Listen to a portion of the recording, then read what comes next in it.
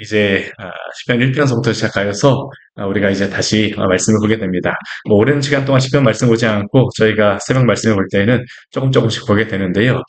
이 시편의 말씀은 우리가 앞에 욥기서부터 시작하여서 아가서까지의 말씀까지 나와 있는 그 지혜서의 말씀 가운데 하나가 바로 이 시편의 말씀입니다. 보통 시가서라고 이야기를 하죠.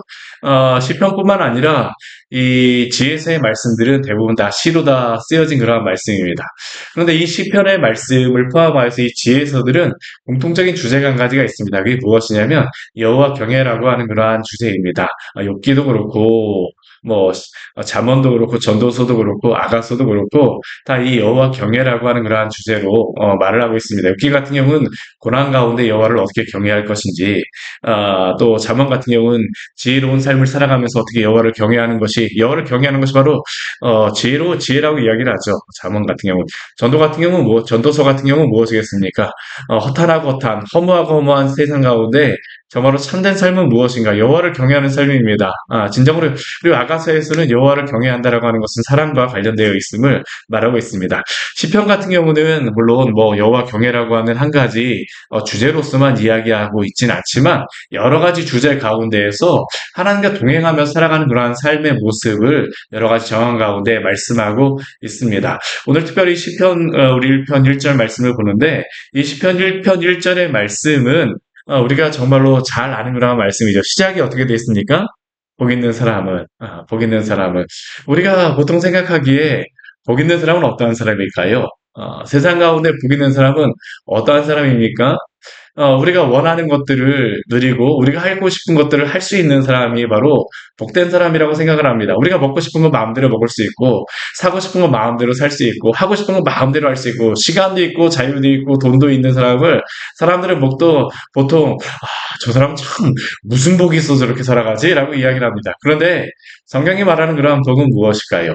아, 우리 시편 오늘 말씀에서 복 있는 사람이라고 이야기를 하지만 우리 예수님께서도 이 세상 가운데 오셔서 말씀하여 주실 때 첫 번째로 우리 이 세상 사람들 향해서 많은 무리들을 향하여서 말씀하셨던 주제, 설교가 바로 이 복에 대한 말씀입니다. 무엇입니까?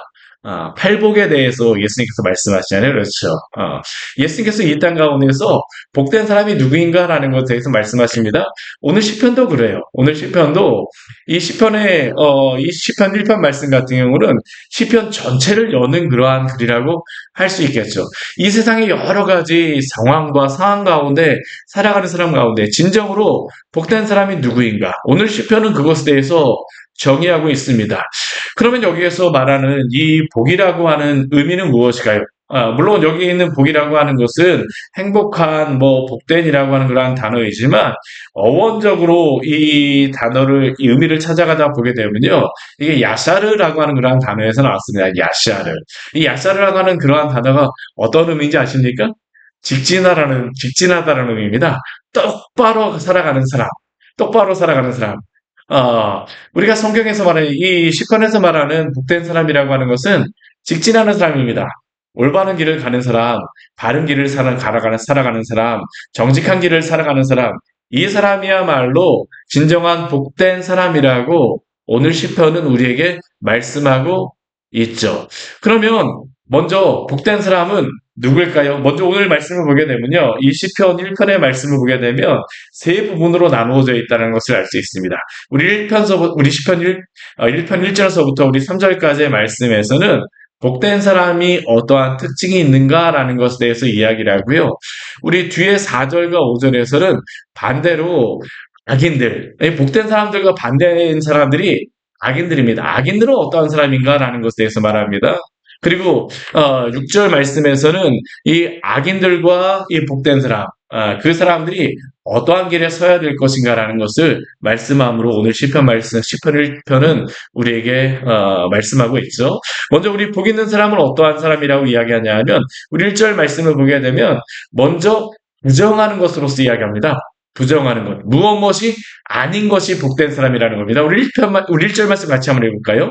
복 있는 사람은 악인들의 꾀를 따르지 아니하며 죄인들의 길에 서지 아니하며 오만한 자의 자리에 앉지 아니하며 우리는 보통 이 세상에서 내가 원하고 싶은 모든 것을 다 하는 것이 복되고 모든 것을 다 살 수 있는 것이 복되더라고 하지만 성경은 그렇게 말하지 않습니다. 먼저 복된 사람을 뭐라고 이야기할까요? 하지 않는 것서부터 이야기합니다. 아무거나 다 하는 게 다 복된 것이 아니라는 거죠. 아무리 음식이 좋다라고 할지라도요, 우리 몸을 해롭게 하는 것을 먹는 것이 결코 복된 것은 아닌 것처럼 오늘 말씀도 우리에게 그것을 이야기하고 있습니다. 먼저 복 있는 사람은 어떠한 사람입니까? 우리 첫 번째 보게 되면요. 악인들의 꾀를 따르지 않는 사람이라고 우리에게 말씀하고 있습니다. 악인들의 꾀를 따르지 않는 사람들. 악인들이 하는 것들, 악인들이 꾀낸 것들을 향하여서요. 그것들과 함께하지 않는 것이 바로 복되다라고 우리에게 이야기하고 있습니다. 사실 이 세상에 많은 악과 죄가 얼마나 많이 우리를 유혹합니까? 사람들을 유혹하고 있습니까? 사실 아담과 하와가 범죄한 것도 무엇입니까? 악인들의 죄를 따르게 되는 것이죠. 하나님을 따르지 않고 엉뚱한 길을 따랐던 것이 바로 죄의 시작 아니었습니까? 오늘 성경은 우리에게 분명히 이야기합니다. 복된 사람은 악인들의 길을 따르지 않는 것이라고 이야기를 합니다. 아무리 옳고 좋다라고 할지라도요, 너에게 이것이 좋은 것처럼 보인다 할지라도 그것을 따르지 않는 것. 사실 세상에서는 그 길에 함께하는 것이 복된 것처럼 여깁니다. 왜 그렇습니까? 악인들의 꾀를 함께하게 되면요, 이게 외면되지 않는 것 같거든요. 그들과 함께하게 되면 함께하는 것 같습니다. 무엇인가 즐거운 것 같습니다. 많이 모이는 것 같아요. 그런데 오늘 성경은 무엇이라고 합니까? 아무리 많이 모이고 아무리 많은 사람들이 그 자리에 함께한다 할지라도요. 그것에 따르지 않는 것이 복이라고 이야기를 합니다. 우리 인생에서도 그렇지 않습니까? 악인들이 가는 길 따르지 마십시오. 우리 그것이 바로 첫 번째로 말하는 복 있는 사람의 첫 번째 길입니다. 두 번째, 복 있는 사람은 어떠한 사람일까요? 죄인들의 길에 서지 아니하는 사람입니다. 이 죄인들의 길이라고 하는 것은 무엇이겠습니까? 올바르지 않는 것, 또한 그 길에 함께하지 않는 것입니다. 죄인들이 악을 행하러 가자고 부를 때에 그곳에 서지 않는 것이 바로 복된 그러한 사람이죠. 또 복된 사람은 어떠한 사람입니까? 오만한 자들의 자리에 앉지 아니하는 사람입니다. 오만한 자라고 하는 이 오만하다라고 하는 의미는 어떠한 의미냐면 이게 입을 삐죽거리다. 또 교만한 그러한 마음, 교만하다라고 하는 단어가 바로 이 오만하다라고 하는 의미입니다. 하나님 없이 살 수 있다라고 하는 것이 바로 오만한 마음이죠. 내가 모든 것을 할 수 있다. 그러나 복 있는 사람은 어떻습니까? 이러한 오만한 사람의 자리에 앉지 않습니다. 이러한 오만한 자들 어떻습니까? 그 자리가 매우 높아 보입니다. 그러나 성경적으로 보게 되면 그 오만한 자의 자리는 어떠한 자리일까요? 지옥문과 가까운 자리입니다. 성경 우리에게 분명히 그렇게 말씀하고 있죠. 근데 여기에 보게 되면 이 동사들을 보게 되면요. 따르다, 서다, 앉다. 이것은 무엇입니까? 우리의 모든 삶의 어떠한 모습 아닙니까?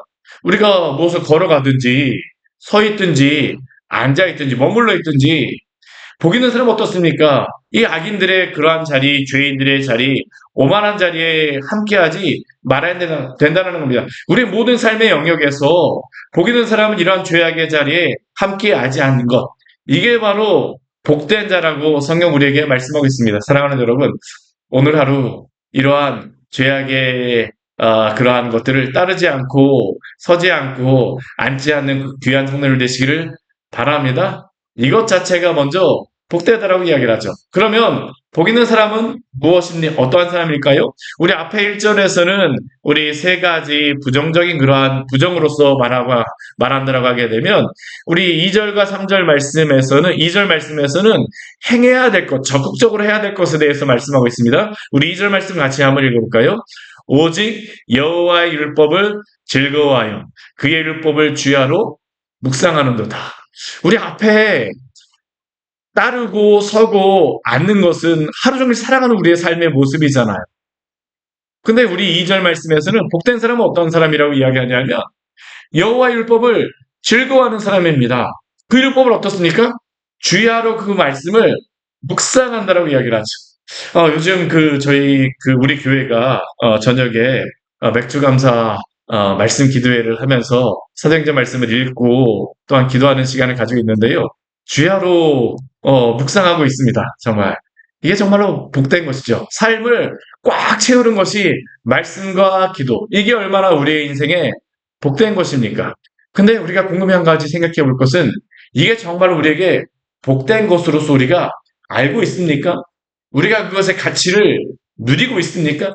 사실 오늘날 이 시대에 참 안타까운 것은 무엇입니까? 그리스도인들도 그렇습니다. 이 가치를 알지 못합니다. 우리가 주님과 동행하면서 살아가는 그러한 삶의 가치를 알지 못해요. 우리 시편 말씀에 보게 되면 뭐 여러 가지 그 산의 진미가 있는 곳이 아니라 주님의 성전에서 문지기로 있는 것이 더 낫다라고 얘기하는데 정말 그것이 우리에게 가장 기쁘고 즐거운 것입니까?